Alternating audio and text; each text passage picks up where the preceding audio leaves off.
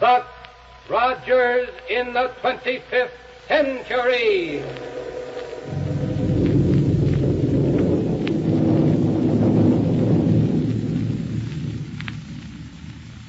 Buck Rogers is on the air, brought to you by the makers of Popsicle, Fudgicle, and Creamsicle, those delicious frozen confections on a stick.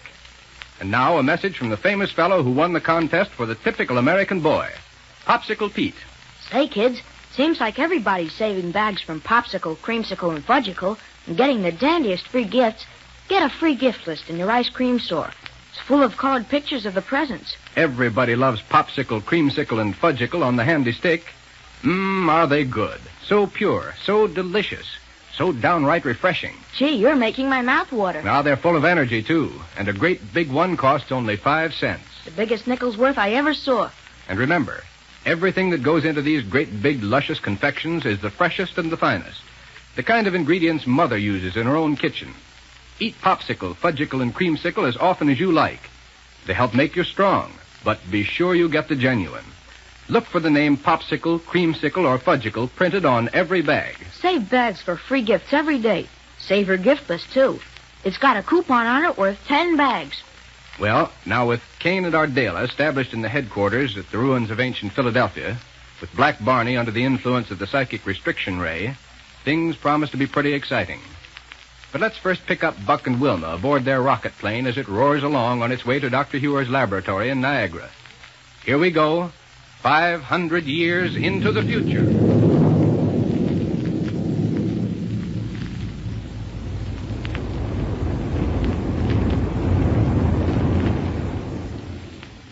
Doggone it, Wilma. I certainly wish I knew why Dr. Huer insisted we turn around and fly back to his laboratory this way. I know it, Buck. And just when we were beginning to get somewhere in our hunt for Black Barney. Right. That was a good, strong rocket trail we were following, too. And there was no question about it being his. Unless Killer Kane took that ship away from him. Wilma, that's a greater possibility than I care to admit. Yes, sir, you'll never convince me that Barney had run off with an experimental ship that way unless somebody forced him into it. And who could it be but Killer Kane? Right. And that's why I hated to leave the hot rocket trail we were following. Dr. Huer knew we were on that trail, didn't he? Sure. I had Central Radio Bureau tell him we were. Then he must have something mighty important up his sleeve to make us turn back this way. Yeah. Well, we'll be at his laboratory in a couple of minutes now and find out what it's all about. Buck. Yeah? Why not radio to him? Plenty of time to do it before we land. Sure. Here, you take over the controls while I do it, will you, please? Surely. Only you'd better keep cutting down on the power or we'll fly on by Niagara before we know it. Hey, I should say so. Do you know how fast we're traveling? How fast? A little over 1,200 miles an hour. Phew. That is stepping along, isn't it? You bet it is. Out in space with no air friction to heat up the hull or slow us down, it would be like crawling along. Down here, within the atmosphere, it's going some. Yeah. Well, you take care of navigation while I make this call. Okay, and the first thing I'm going to do is cut down the power. There. Calling V121. Buck Rogers calling V121. Of course, he may not have got back to his laboratory yet, Buck. Central Radio Bureau said he had just started when we talked to them. Well, calling V121. Hello, Buck. Did you get my message through Central Radio? Why, yes, Doctor. And we're on our way into you now. Good. Well, then why are you calling? Oh, just to find out what this is all about. We were hot on Barney's rocket trail Yes, and... yes, I know, Buck. Well, yes, sir, and that trail was so fresh the gas analyzer pointers were fairly popping off the dials. But, Buck, I have an idea that finding Barney is going to be far more difficult than simply following up his rocket trail. Sure, Doctor, but it's the first thing for us to do in any case. No. So the first thing for you to do is come back here to my laboratory. But why, sir? Tell you when you get back here. Now, come along. Okay. We'll be there in a minute. Signing off. Signing off. In a minute is right. Want to take over the controls? Yeah, thanks. We can start coasting to a landing in about 2 shakes. Well, take it easy. This ship isn't equipped with the Gyro cosmic relativator, you know. I wish it was. Poor old Barney and Willie thought they were doing us a favor when they took off in the ship that was equipped with one. And right now it'd be mighty handy to have it aboard here. Well, here we are. Yep. Hang on for landing. Now, let's go. Right with you. Oh, hello, Doctor. Here we are. Oh, come right in here, you two. Right, sir. Your radio call held me up a bit, but I'm finished with this thing in a minute. Why, Doctor, it's the Gyro cosmic relativator. Don't tell me Black Barney and Willie came back here. Yes, Doctor. When did they bring it back? They didn't. This is a brand new one. Oh, I thought it'd take weeks to put one of these things together, and that you'd need impenetrite from Pluto. Well, I used a few scraps I was able to salvage in the main power room of the Central Radio Bureau. Yeah? I've been spending every minute working on this. Well, I'm beginning to see the light. You had us come back here so we could install this on our ship before continuing the search for Barney and Willie. Exactly. As long as his ship is so equipped, yours must be too. And Buck. Yeah? I don't know how you feel about it, but I'm of the opinion that Kane and Ardela must have something to do with the disappearance of Barney and Willie. We certainly agree with you on that, sir. Yes. There, now. Great day. You must have done some fast work on this thing. Yes, and under a real handicap in the limited amount of impenetrite at my disposal. What about the reports of impenetrite ore out near the city of Omaha? Yeah, I've heard about that too, Doctor. Yes, but the ore is so poor that an entirely new means of reduction must be developed to really make it worthwhile. Worth investigating, though. Well, I'm going to look into it at the very first opportunity. Meanwhile, our only sure source is the far-off planet Pluto. We can't very well afford to lose this Relativator, then, can we? No, sir. But is there anything I can do to help you there? I'll fit the photoelectric cell unit into place, will you, please? Yeah, sure. Goes right in front of this gear system unit, doesn't it? That's right. You'll have to use the power vise to fit them together. Okay. But how about fastening them? Oh, molecular tension will take care of that because of the extreme care with which they've been machined. Go right ahead and put them into the vise. Yes, sir. Help you carry, Buck? No, thanks. I can make it. There we are. Be sure the sections are accurately lined up before you try to fit them. Yeah, they're in perfect alignment. And here goes the vise that'll make the Gyro cosmic relativator that'll help run down Kane and Ardela.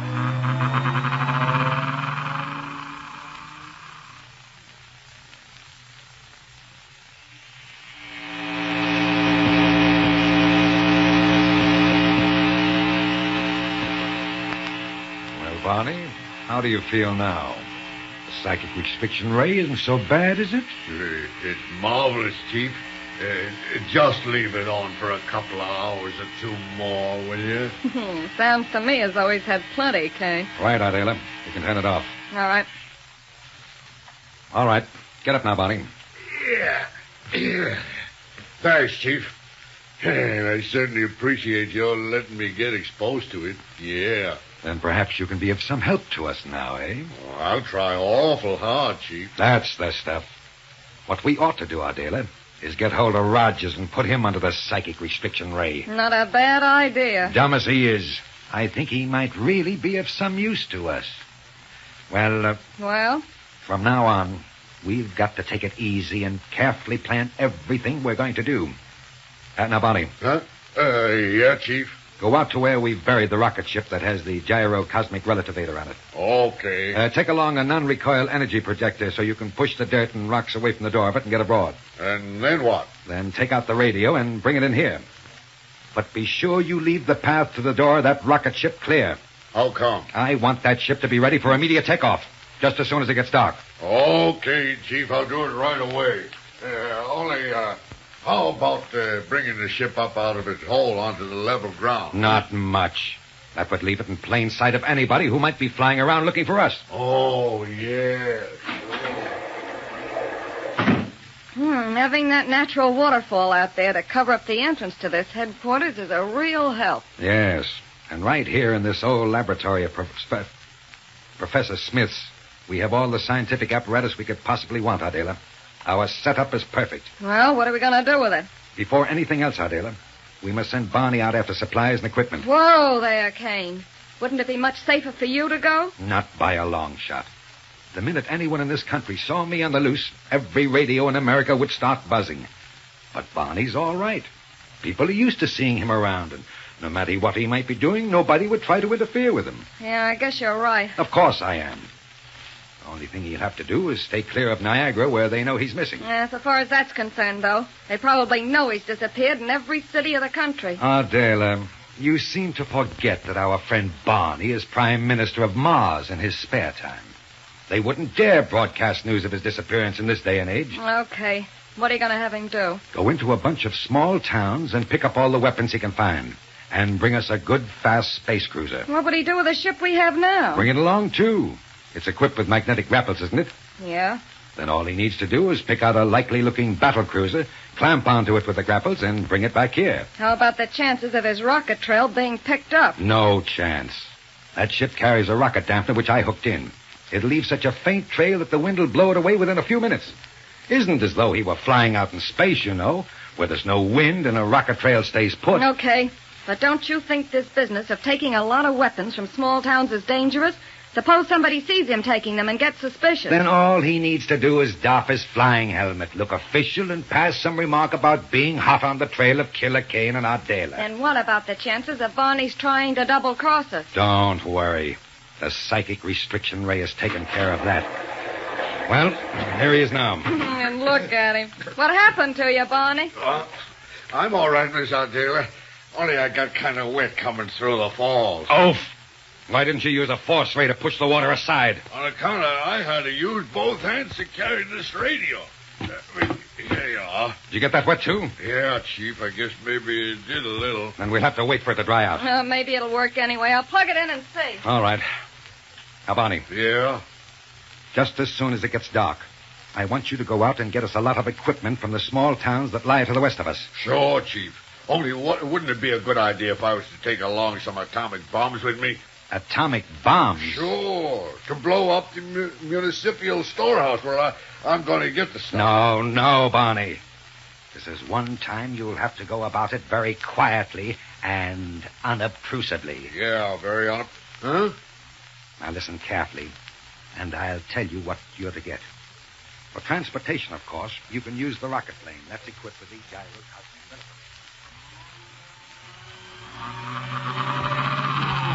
There you are, Doctor. The photoelectric cell unit is in. Fine, Doc. Bring it over here, and we'll complete assembly of this gyro cosmic relativator. Right, sir. There you are. Will this be as good as the one on the ship Barney took away? It's exactly the same, Wilma. With it, you'll be able to take off and immediately be going at tremendous speed without any loss of time for pickup. Then Killer Kane beware. Fasten the power terminal line, Buck, and it'll be all finished. Okay. There you are. Good. Now, it's all ready to be put aboard your space cruiser. Well, then, let's go. I want to get back on Barney's rocket trail before the wind blows it away. Right. Coming with us, Doctor? No, Wilma, I'm afraid not. I'm very anxious to investigate the possible supply of impenetrite ore near Omaha just as quickly as I can. Which will mean more of these relativators. I hope so. You want to open the door for me, please, Wilma, so I can carry this one out to the ship? Surely, Buck. Perhaps I'd better go out there with you to make sure you get it installed properly. I wish you would, Doctor. There you are, Buck. Thanks. No, look. What? Well, yes. And it's coming right down here. But so fast. Who's at the controls? Whoever it is, he's going to crack up. Then look out, Get back, Wilma. Here he comes. Look out!